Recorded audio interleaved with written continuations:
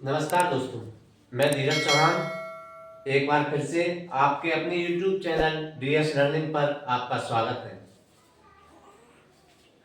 नए जोश, नए उमंग और नए उत्साह के साथ हम आज फिर दूसरा दिन है आज साधारण ब्याज का। आज हम साधारण ब्याज का भाग 2 पढ़ेंगे। कल हमने भाग 1 पढ़ाया था। जो भी भाई मेरी इस आज साधारण ब्याज ब्याज के भाग 2 को सीधे ही देख रहे हैं, उनसे निवेदन है कि वो पहले मेरी साधारण ब्याज के भाग 1 को देखें। उसमें मैंने कुछ बेसिक बातें बताई हैं और कुछ सवाल भी कराए हैं। अतः पहले उसको देखें जिससे आपकी नींव मजबूत होगी, कुछ समझेंगे उससे। फिर नहीं तो इसमें आपको आधा समझ में आएगा, आधा नहीं आएगा। हमारा बेसिक उद्देश्य है कि आपको सवाल हटाना नहीं, आपको समझाना किस तरह से ये हमने सॉल्व किया है। क्योंकि अगर पेपर हॉल में कुछ ये तो है नहीं कि एज इट इज यही सवाल आ जाए, उसमें ये मान चेंज होते हैं, कुछ भाषा भी चेंज होके आ सकती है। अतः आप पेपर हॉल में नर्वस ना हो, समझ सकें कि ये कैसे सॉल्व करना है। हमारा मकसद आपको बिल्कुल पूरी तरह से मैथ सिखाना है और टारगेट है कि आप पूरी में से पूरी मैथ करके आए। जितने भी क्वेश्चन मैथ के आते हों, एनटीपीसी रेलवे सीबीटी वन में 30 क्वेश्चन आते हैं तो 30 में से 30 दिलाएंगे हम आपको वादा यकीन दिलाते हैं। और हमारे साथ बने रहिए, हम आपको बेहतर से बेहतर सिखाएंगे, सरल से सरल, और आपको बेसिक से समझाएंगे, जीरो से। चलो आगे समझते हैं, हम आगे क्लास बढ़ाते हैं।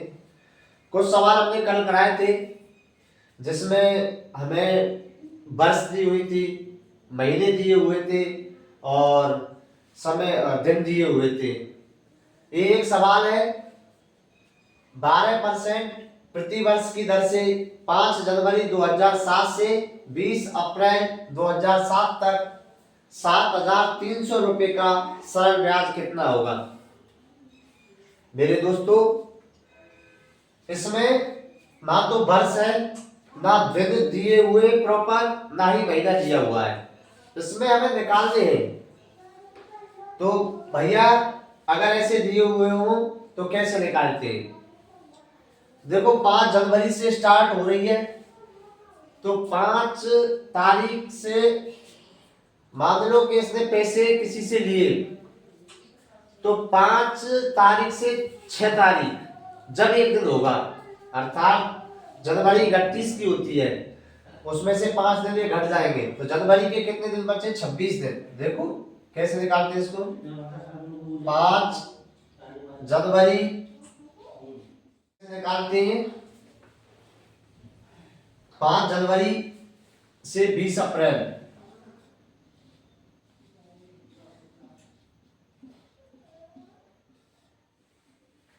वर्ष समान है भाई, 2007 ही है। तो 5 जनवरी 2007, 20 अप्रैल 2007, ये लिखने की जरूरत नहीं है, डायरेक्ट ले लो 5 जनवरी से 20 अप्रैल। तो वही जनवरी 31 दिन की होती है, 31 में से 5 दिन तो निकल गए। 5 जनवरी से स्टार्ट होगी ना, 5 से 6 तब एक दिन होगा, तो 6 से होगी ना, 5 से 6 एक दिन होगा। तो 31 में से 5 तो ये काट दो, 26 दिन तो जनवरी के बचे। सन 2007 है तो फरवरी 28 की है, मार्च 31 का है, और ये अप्रैल दिया हुआ है कि 20 अप्रैल तक ही ब्याज मिलेगी उसको। तो अप्रैल कितनी है? 20 डेज। टोटल दिन समान लो कितने हो रहे हैं? 6 8 14 और 1 5, 1 5 और 2 7 और 3 10, 105 दिन हो रहे हैं भैया। 105 दिन की ब्याज मिलेगी उसको। 105 दिन मैंने बताया था, अगर दिन दिए हो तो उसे वर्ष में कैसे बदलते हैं। तो भैया 105 को 105 बटे 365 लिखने पर अब ये वर्ष में चेंज हो गई। चलो अब सवाल करते हैं। अब हमारे पास टाइम आ गया। टाइम कितना दिया हुआ है? 105 बटे 365। समय मूलधन दिया हुआ है 7300 रुपये, ब्याज ब्याज निकालने का फॉर्मूला है, कल मैंने आपको बताया था, ब्याज बराबर मूलधन गुणा दर गुणा समय बटे 100। तो भैया इस फॉर्मूले में हमें मानों को रख देते हैं। मूलधन कितना है 7,300 रुपये, दर दी हुई है 12%, और समय दिया हुआ है 105 बटे 365 बटे 100। मैंने कल बताया था आपको कि 365 को हम 73 गुणा 5 में लिख सकते हैं। तो भैया 365 को हम लिख सकते हैं 73 गुणे 5 में। तो भैया 73, ये 100, 73 कट गया, 100 से 2 जीरो काट दो, 73 से 73 काट दो, 5 से भैया ये 105 काट दो, 5 दूनी 10 और 5 एकम 5, 21 बार। अब भैया 21 गुणा 12, अब ब्याज क्या निकला हमारे पास 21 गुणा 12, ये करेंगे तो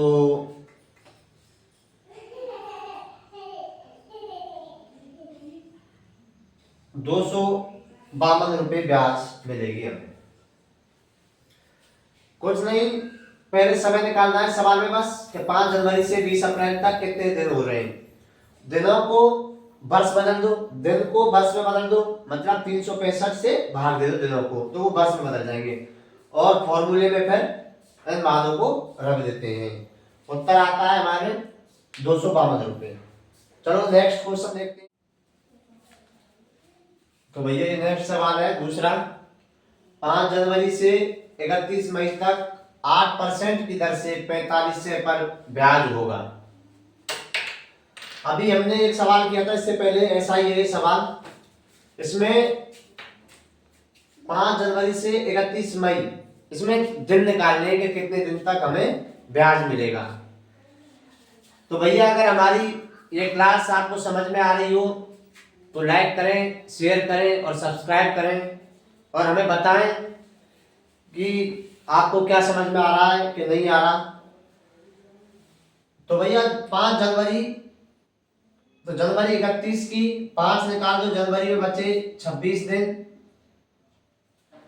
अब देखो यहाँ पे वर्ष दी नहीं है कि कौन सी वर्ष की बात कर रहा है, तो हमें जब तक दी नहीं हो कि फरवरी 29 की है या कोई जैसे सन 2012 लीप वर्ष दी नहीं हो, जब तक हमें ये फरवरी 28 दिन की ही माननी होगी। तो फरवरी 28 दिन, मार्च 31, अप्रैल 30, और भैया मई दे रखा है। देखो जनवरी, फरवरी, मार्च, अप्रैल और मई कितनी दे रखी है 31 दिन। दिनों को जोड़ दो, 1 2 10 16, 1 3 3 6 9 10 और 4 14, 146 दिन। भैया कितने दिनों की ब्याज मिलेगी हमें 146 दिन की। अब इसको वर्ष में कैसे बदलते हैं, अभी बताया था कि 146 बटे 365। चलो रखते हैं इसको फॉर्मूले में। फॉर्मूला बताया था मैंने, ब्याज बराबर मूलधन गुणा दर गुणा समय बटे 100। लिख लेते हैं एक बार और, ब्याज बराबर मूलधन गुणा दर गुणा समय बटे 100। रखते हैं भैया, मूलधन क्या दिया है 4500 रुपये, 4500 रुपये मूलधन है। दर दी हुई है कितनी 8%, 8% दर है, और भैया समय कितना दिया है 140 देन इसको वर्ष में बदलो, 365 बटे 100। मैंने बताया था कि कैलकुलेशन को इजी करने के लिए तो सवाल को भी इजी बनाओ।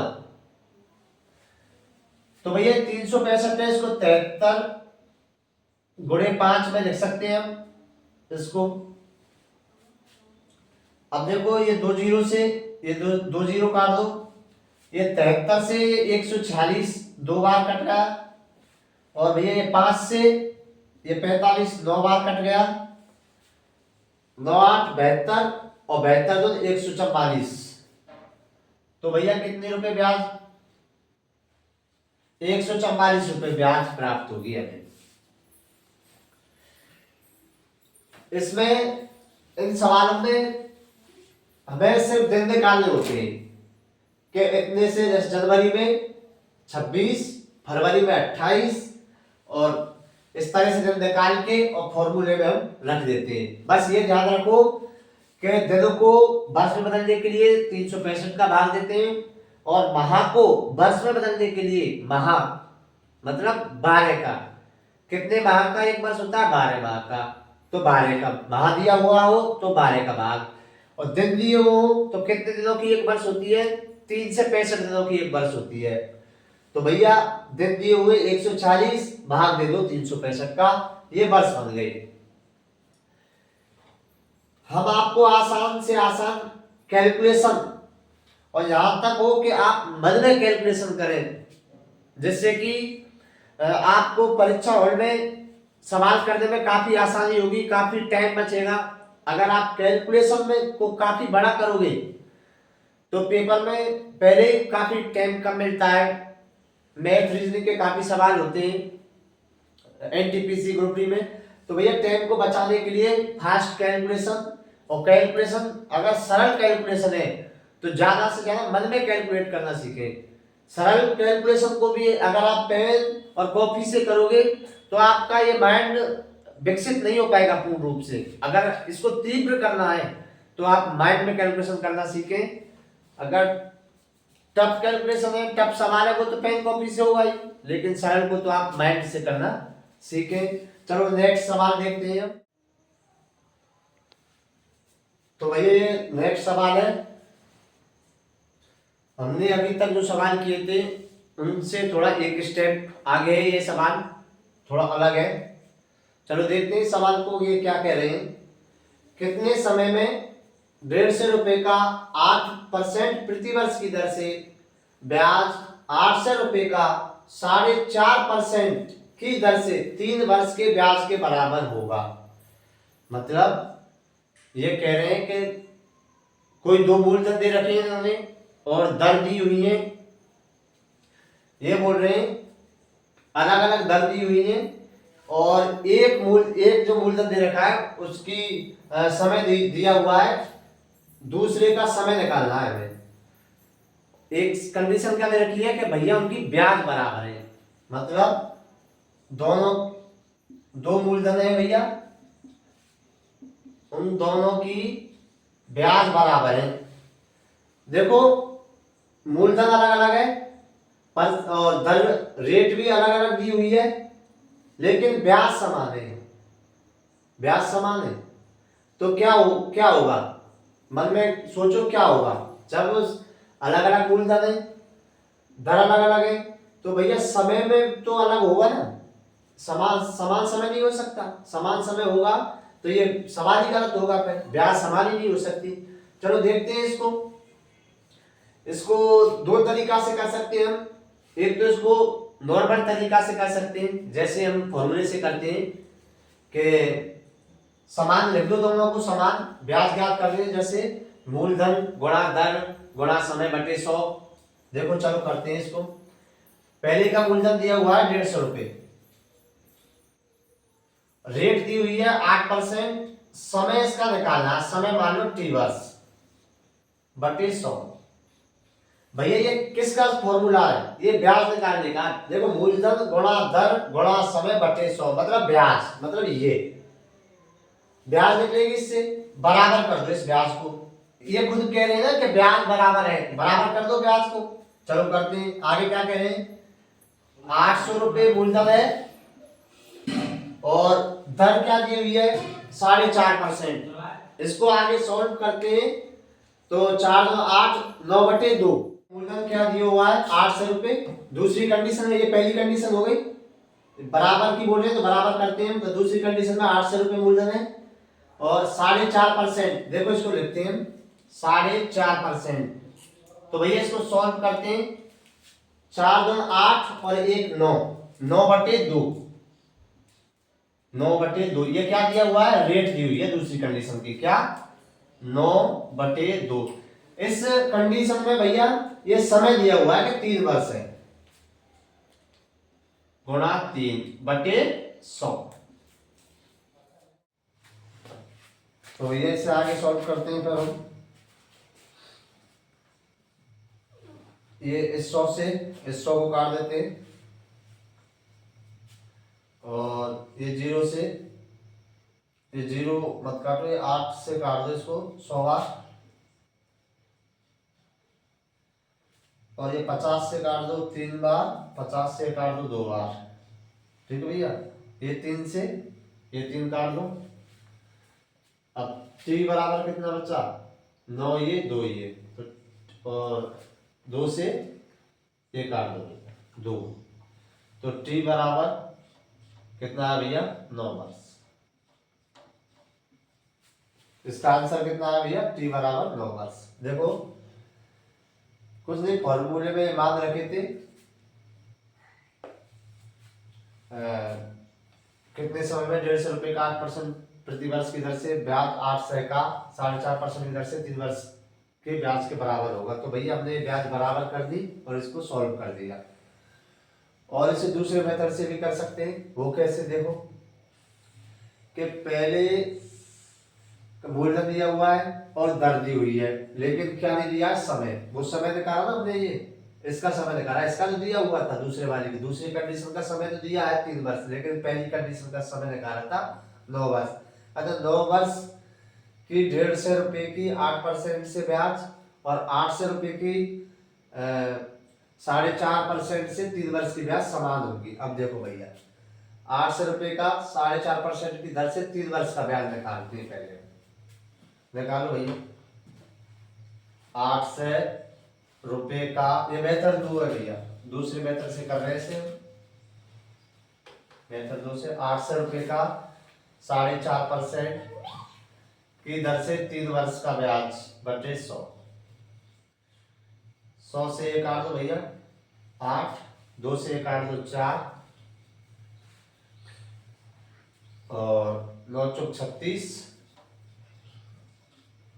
गुणा 3, 6 तिया 18 और 1 10, मतलब 800 रुपए का 4.5% से 3 वर्ष का ब्याज कितना हुआ भैया 8 से 108 रुपए। अब ये क्या करेंगे, ब्याज बराबर है, मतलब इसकी ब्याज ये सेकंड कंडीशन की ब्याज और इसकी ब्याज बराबर है, मतलब कि 108 रुपए ब्याज है किसकी 150 रुपए की, 150 रुपए की 8% दर है। हम समय निकाल रहे हैं भैया, दूसरी की ब्याज निकाल के समय निकाल रहे हैं, समय ज्ञात कर रहे हैं बटे 100।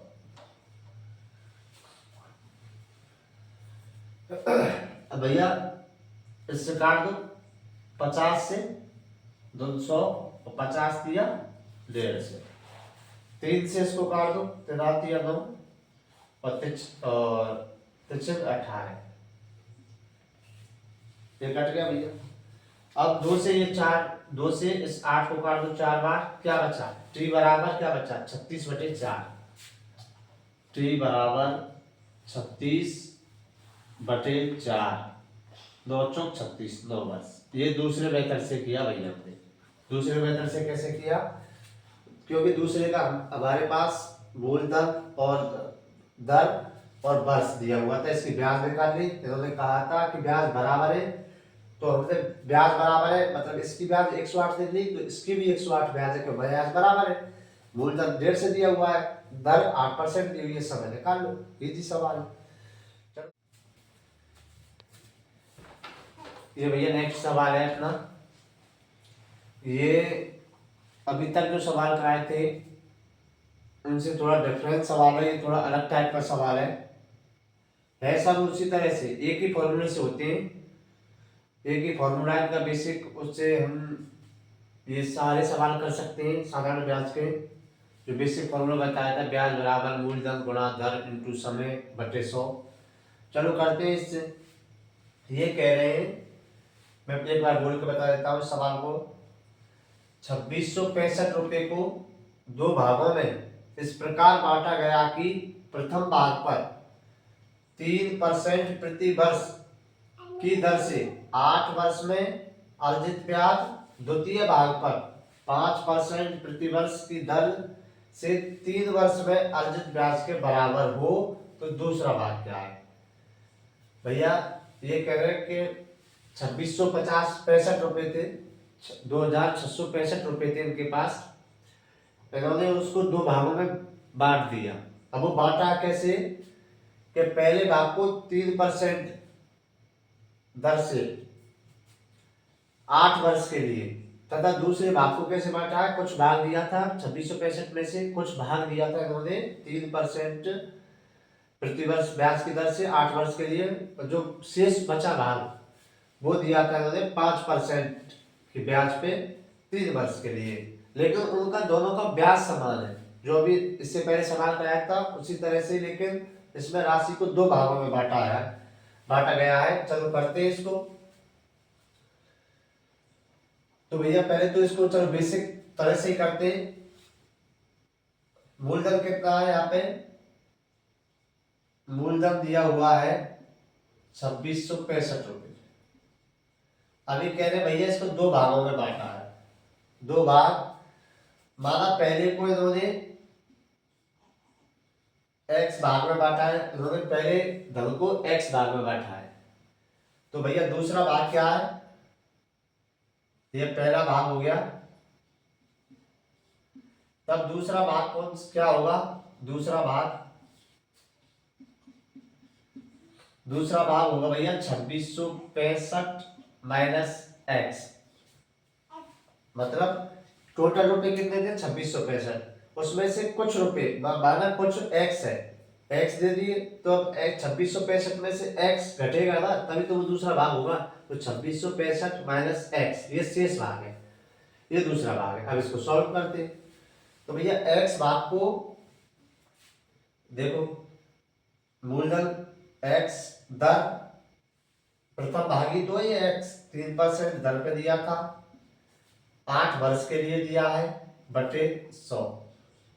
ब्याज बराबर है तो बराबर लगाओ, ये कहना ब्याज के बराबर हो, तो ब्याज बराबर है, इस फॉर्मूले से ब्याज ही तो निकलती है ना। ये ब्याज का एक फॉर्मूला है, मूलधन गुणा दर गुणा समय बटे 100 बराबर ब्याज निकलती है, तो ब्याज बराबर कर रहे हैं। दूसरा भाग क्या है? 2665 माइनस x, ये क्या है? मूलधन है, मूलधन, ये मूलधन ही तो दूसरे भाग का मूलधन गुणा दर कितनी है भैया? 5%, और कितने समय के लिए दिया है? 3 वर्ष के लिए। करते हैं भैया, 100 से 100 को काट दो, 8 या 24x बराबर 5 या 15, इसको ऐसे ही रहने दो अभी, क्योंकि कैलकुलेशन सरल कर दी है ना। अगर 15 का गुणा इससे करोगे तो काफी कैलकुलेशन बढ़ जाएगी, 2665 गुणा 15 करोगे तो इसको भी ऐसे ही रहने दो, 2665 माइनस x, ओके, इसका गुणा कर दो, गुणा 15, ठीक है भैया। अब क्या करते हैं?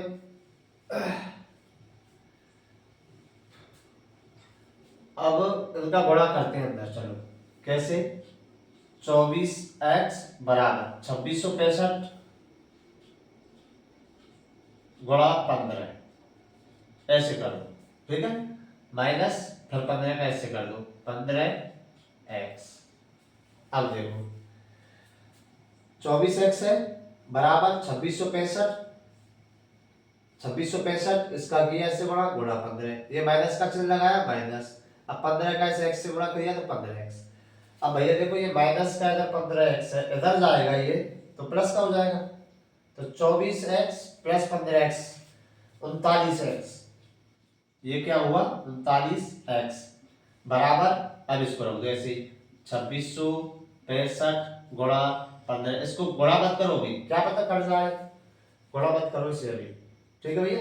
चलो आगे करते हैं, x बराबर रख दो, x बराबर 2665 गुणा 15/39, 13 से काट दो, 13 तिया 39, 13 दून 26, 6 नहीं भाग जा रहा, 0 ले लो, और 13 पंजे 65, 205, 205, 205 बार कट गया भैया है।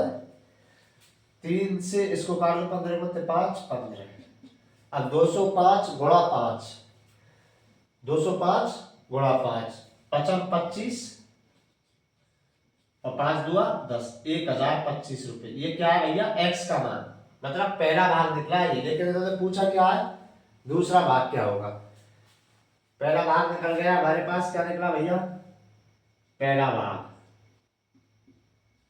पहला भाग क्या निकला 1025, लेकिन दूसरा भाग क्या है भैया 2665 माइनस एक्स, तो x का भाग तो निकला है बराबर x की, तो वही, तो दूसरा भाग निकालने के लिए दूसरा भाग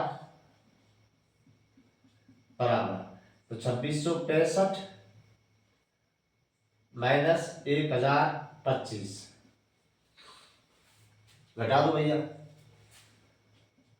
5 0 6 में से 2 गए तो 4 6 1440 रुपये, ये आंसर। इसका उत्तर क्या आया भैया 1640, सॉरी 1640 रुपये। हमने जो निकाला था 1025 वो x का मान था, अब x क्या मान रखा हमने पहला भाग, x क्या मान रखा पहला भाग, दूसरे भाग निकालने के लिए इस मूलधन में से दूसरा भाग क्या 2665 माइनस x, और x का मान क्या निकला 1025, 1025 को 26 से 65 में से घटा देंगे तो 1016, इसका आंसर है भैया। ये तो रहा बेसिक फॉर्मूले से। अब देख लो आप इसकी कैलकुलेशन क्या है, अब हम बताते हैं आपको बेसिक तरीका से, बेसिक तरीका से कैसे करते हैं। अभी हमने जो मेथड 1 से किया था उसकी कैलकुलेशन तो आपने देख ली होगी। अब भैया हम करते हैं बेसिक तरीका से, मेथड 2 से करते हैं बेसिक तरीका से। हमने आपको पहले बताया था, क्या बताया था, मैंने कहा था मानो मूलधन 100 है, 4% दर है, 1 वर्ष का है, तो 100 पे 4 रुपए ब्याज है भैया। उसी तरीका से जो मैंने पहली क्लास में बताया था, जो पहले भाग में बताया था, वो ही आज हम इसमें यूज करेंगे इतने बड़े सवाल को करने के लिए। देखो कैसे, माना ए भाग है पहला, ओके, पहला भाग क्या है ए, ये मूलधन है, और भैया दर कितनी है 3%, भैया समय कितना है 8, ओके, बटे 100 बराबर, दूसरा मूलधन मान लो कोई बी है, ओके, दूसरा बी है, और बी भाग उसने किया किस पे दिया था उसने 5% पे, ठीक है, और 3 वर्ष के लिए दिया था, बटे 100, 100 से 100 को काट दो भैया। ये बात समझ में आई आपको, 2665 रुपए थे, हमने मान लिया पहला भाग ए है, दूसरा भाग बी है। पहले भाग को उसने 3% ब्याज पे 8 वर्ष के लिए दिया, और दूसरे भाग को उसने 5% पे 3 वर्ष के लिए दिया था। अब देखो भैया, ए इंटू 24, 8 या 24, ए गुणा 24 बराबर बी गुणा 5 या 15, ठीक है भैया। अब इसको ए अपॉन बी में लिखते हैं बराबर, तो ए का मान तो होगा 15 बटे बी का मान होगा 24, और कटाए तो 5 15 3 8 24, तो भैया ए का मान तो क्या है, ए के सामने वाला 5, और बी का मान क्या है, बी के सामने वाला, लिख दो इसको, ए बराबर 5 और बी बराबर 8। ठीक है भैया। अब ये क्या कह रहे हैं, ये अनुपात, तो भैया ए बराबर 5 और बी बराबर 8, ये अनुपात में है, अर्थात मतलब कि भैया 5 और 8 13, 13 बराबर किसके है, 2665 के, 2665 के। और पूछ का रही है हमसे दूसरा भाग, दूसरा भाग कौन सा, बी 8%, मतलब 8 भाग बराबर क्या होगा।